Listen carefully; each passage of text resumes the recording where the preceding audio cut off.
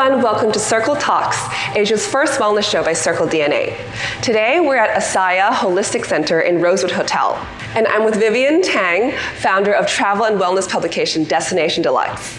Vivienne and I just took a crash course in aromatherapy, so today we're gonna be making our own oils. So first off, we have to start with our base oils. Here we have jojoba. I always thought that was called jojoba. Jojoba oil, apricot oil. And so jojoba is good for the current weather. It's hydrating, whereas apricot is more for winter, more for the dry skin. So let's start off with 30 millimeters of jojoba. I'll go first. Oh, I feel like a scientist. Oh, I think I went a little over, but it's okay. I'm gonna go for the calming and de-stressing, as well as, as well as the spices for confidence. So I love peppermint. I'm gonna pick that.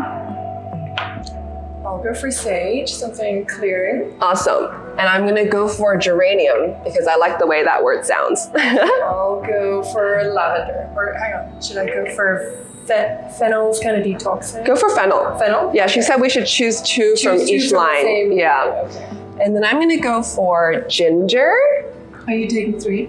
Yep, just 2, ginger and cinnamon. Okay. Yeah, so 4 oils each. 4 oils each, okay. Let's have a look. Maybe I'll go for chamomile and sandalwood. Excellent. And now it's 4 drops each. So let's mix our oils. 1, 2, 3, 4. We actually can't put too much of these aromatherapy oils inside, or else it's going to be too concentrated and actually like harsh on our skin. A lot of people get allergies from aromatherapy oils, so the correct amount is very essential. So you said 4 each? Yep, 4 drops each. 1, 2, 3, 4. It's so awesome that you get to mix your own oils here to tailor to your needs. Okay, let me stir it.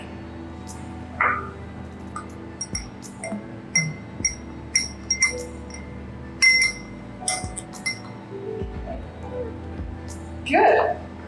So we're ready. Oh, yours has yeah, mine has some color. Did you mix it thoroughly? I think so. Try. Ooh, that cinnamon smells really nice.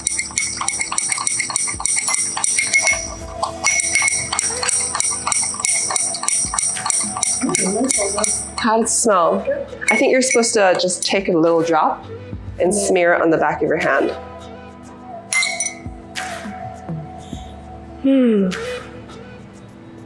How does yours smell? Oh, interesting. Wow, yours is very floral. Green. Yeah? Yeah. What was that? What did you put in? I put in. Oh, maybe it's like. I think it's ginger. the. The vetiver. And the cinnamon that stood out to me. I like it. So let's head to the Tranquility Lounge now so we can have a proper conversation.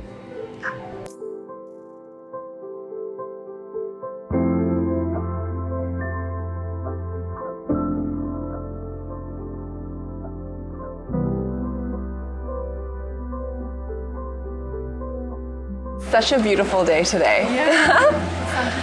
I'm really glad I have this moment to sit down with you and chat. Yeah. So I know you've been in the publishing industry for a long time. You started out as a fashion editor.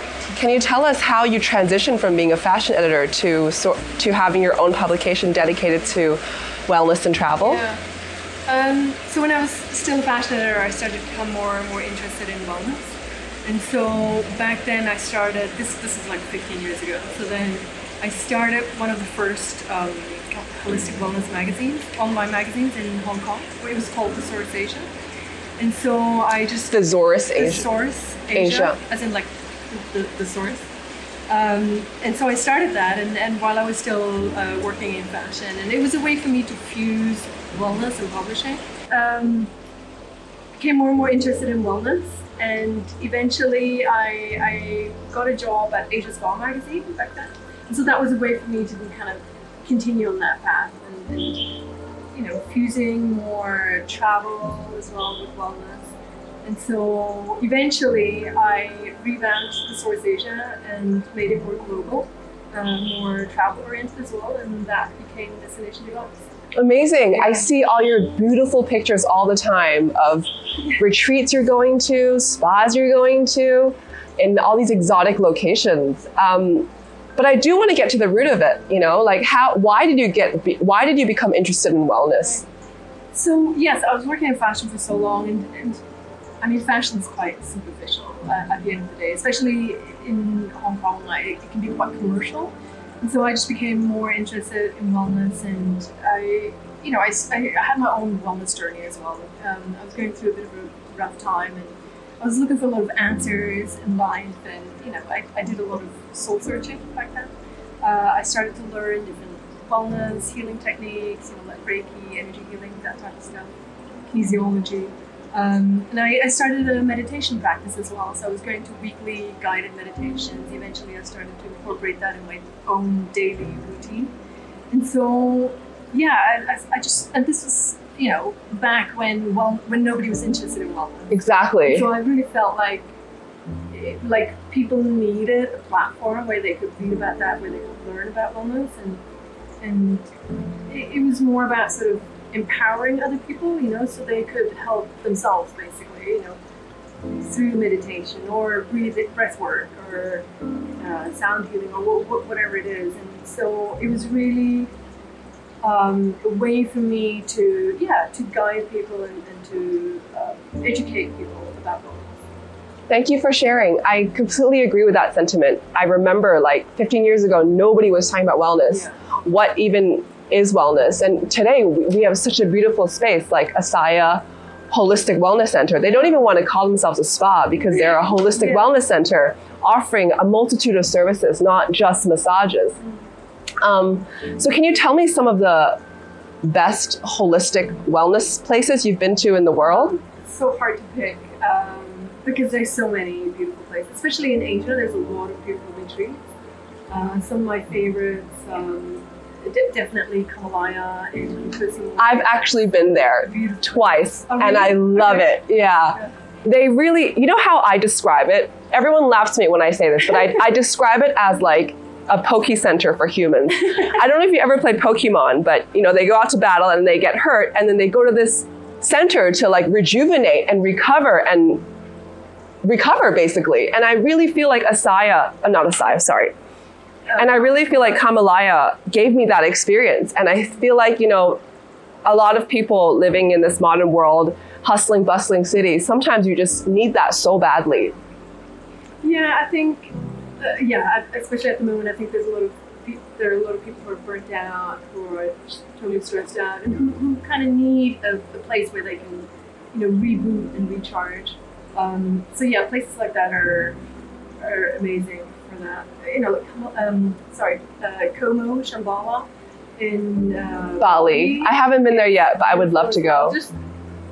Just the location itself is just so nurturing and soothing because you've got the rock pools and everything. It's just so nice to be in nature and just let nature heal you even, even if you're not doing all the treatments and everything, just being there just changes your whole mindset. And so a lot of places, a lot of destinations, especially in Asia, people who follow me, they know that I love Raja Ampat in Indonesia because it's just so remote. And there's a lot of places where you don't get Wi-Fi, so you're almost doing a digital detox. I'm so sorry, is that a resort or is that a city? It's a place, And the oceans there is protected. It's a protected area. So you can't fish, and so marine life is thriving, and so it's just beautiful to be there doing snorkeling or diving or just being on an island there. And it's just, but there's a lot of other places like that, like Maldives, for example. I mean, yes, it could be a bit more commercial, but just being there, every time I go, I feel like my mind declutters because it's just so serene. It's automatically your mind will just... I understand. It just becomes more and more still. I understand. Over the time that you spend there. So there's a lot of amazing places. So now that we can't travel or it's not as safe to travel, how have you been staying well in Hong Kong, and how have you been keeping your publication and business afloat? So I think it's really important that we have a self-practice. Like I practice meditation, I do breath work, I do this release technique, for example, just to function basically, right? Because we're all so stressed. I think there's a lot of things that are triggering people at the moment because we can't travel and move about the way we want to. And in terms of the publication, so last year we did a lot of custom media, so we were creating a lot of content for wellness and travel brands. And then this year we've been focusing solely on Destination Deluxe, which is actually quite nice because we've been able to focus like 200% on Destination Deluxe, and that's really helped it to grow a lot more quickly than we would normally do. So that's been really nice. But yeah, I think with the current situation that we're in, I think a lot of people have been forced to really work on themselves and to find different techniques to empower themselves. I think that's been really beautiful. So yeah, we can see a lot of people, who are learning breath work for the first time and really using that at home by themselves to help them on their wellness journey and help them heal. And I think that's been really nice. Yeah. I'm intrigued by that release technique you mentioned earlier. So there's a couple here in Hong Kong who practice this technique. They're Ariel and Chris. And so they've created this foundation which runs on a donation basis. And so it's free of charge, so people can join their Zoom classes where they practice this release technique. So it's basically about releasing the tension that you create. So let's say you have an issue or a reoccurring thought that is bothering you. There's tension around it. So the idea is to decompress. So you would think about it, and you would breathe into it, and you would decompress, and you would release the tension, and that then releases the issue. Yeah. It's really interesting, and it's very quick in the way it works. Yeah. Fascinating. Yeah, there's many techniques. There's so many techniques. And what was your experience with Reiki like? So I experienced Reiki for the first time when I was 15. So then, like, my wellness journey has been a long journey. It's energy healing at the end of the day. So then, you receive energy, and it will, the practitioner will hold space for you, and you will be able to shift through whatever you're going through. So that's. You've never tried it? I've never tried Reiki. Oh my God! Yeah, you should. I've never tried Reiki in my life. Yeah. I've tried. I think it's called biotherapy. I'm not really sure, but I've tried breath work. Okay. Yeah. What kind of breath work have you tried? Like it's called like qigong. Okay. Yeah. So just focusing on your breathing. Yeah. And circulation. Okay. Yeah. Yeah, it's quite interesting. Yeah. There's many different breathing techniques. Yes. Are there any particular treatments you would recommend to people in Hong Kong?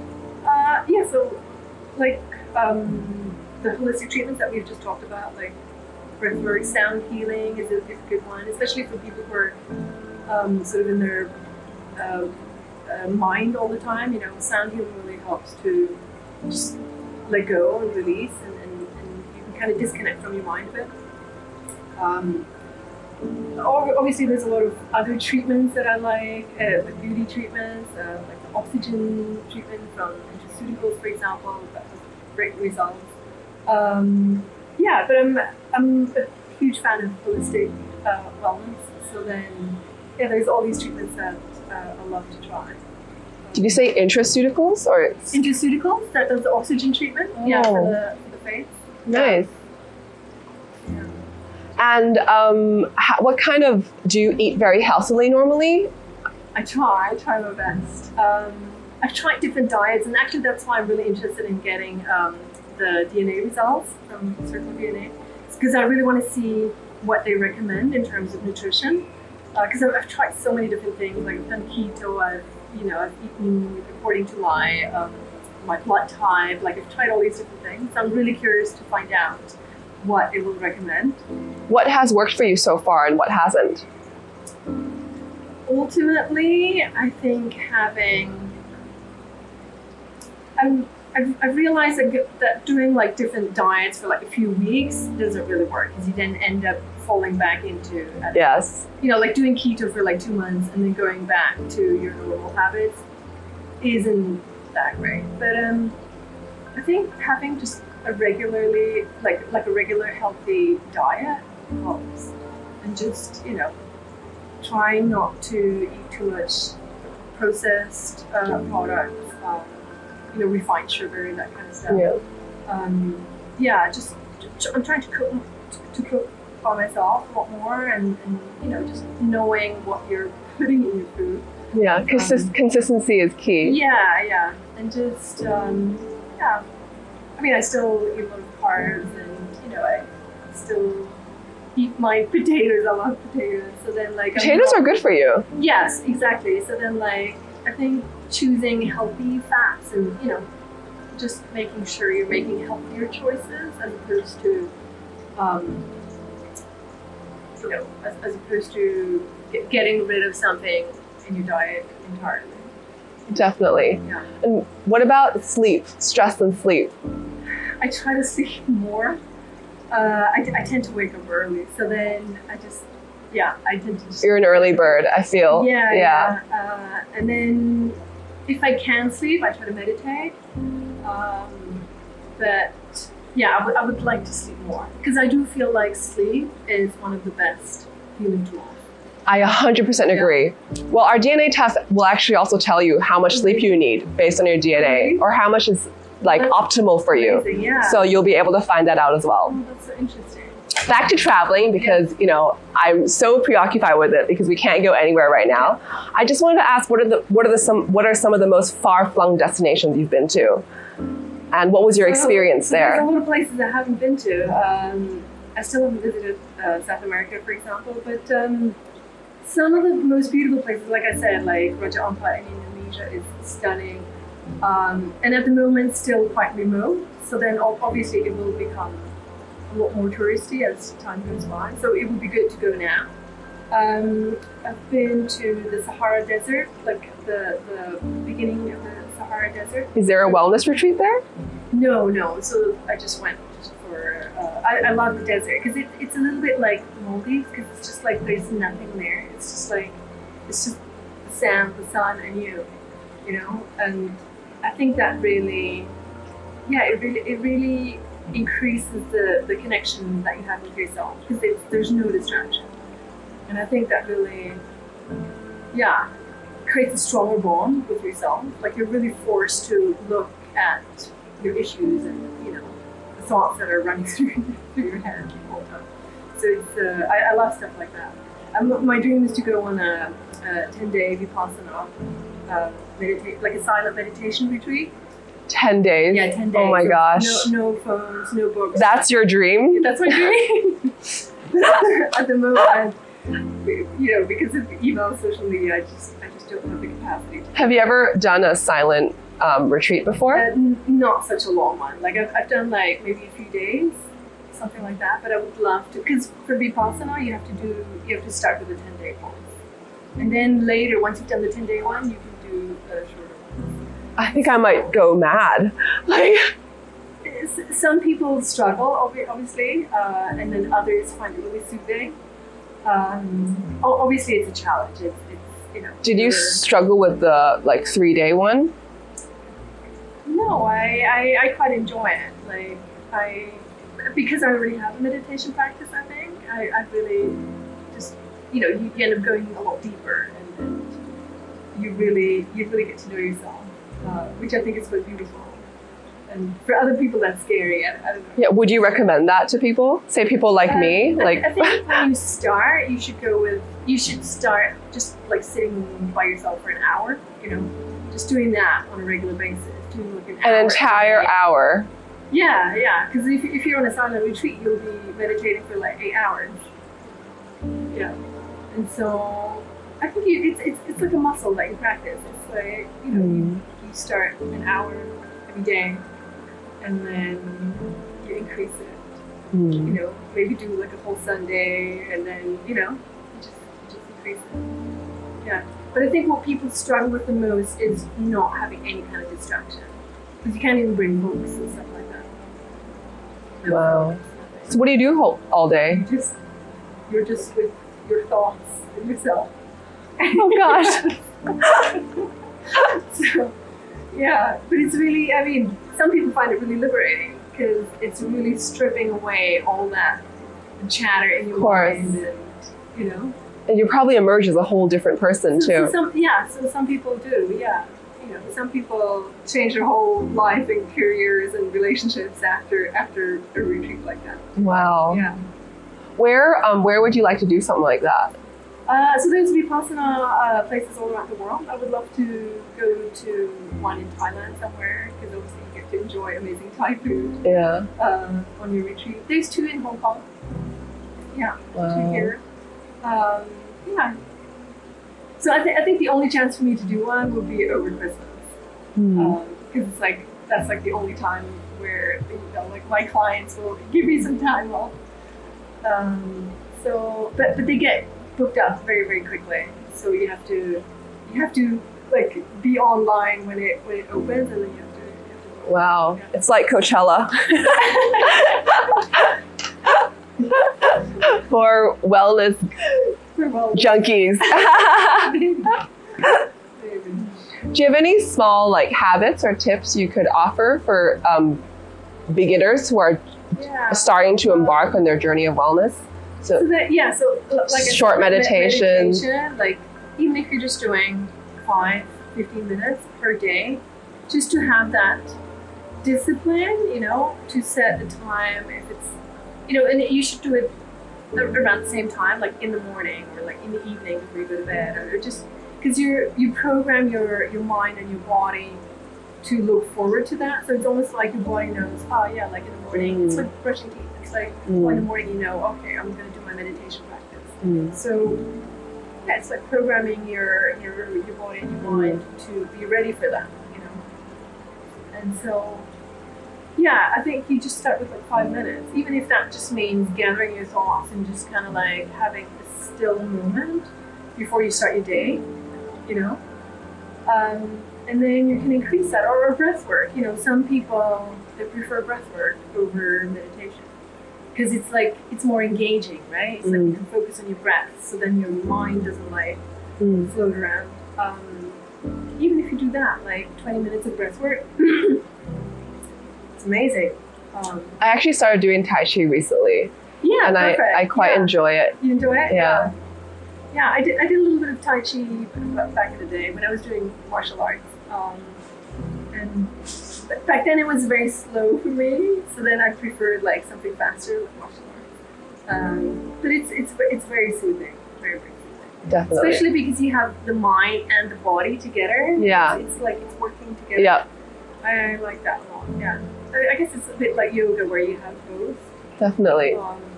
How do you just jumping ahead, like how do you foresee the wellness industry? So I think that it's gonna come back even tenfold. I think a lot of people know, like in travel, I think a lot of people know that they need to make wellness part of it. And I think people are traveling to seek wellness nowadays, you know, especially because everybody's so stressed out. I think mental wellness has become a huge topic because everybody realizes like, okay, we need to, it's not just about the physical anymore. It's like we need to be mentally healthy and emotionally healthy, spiritually healthy.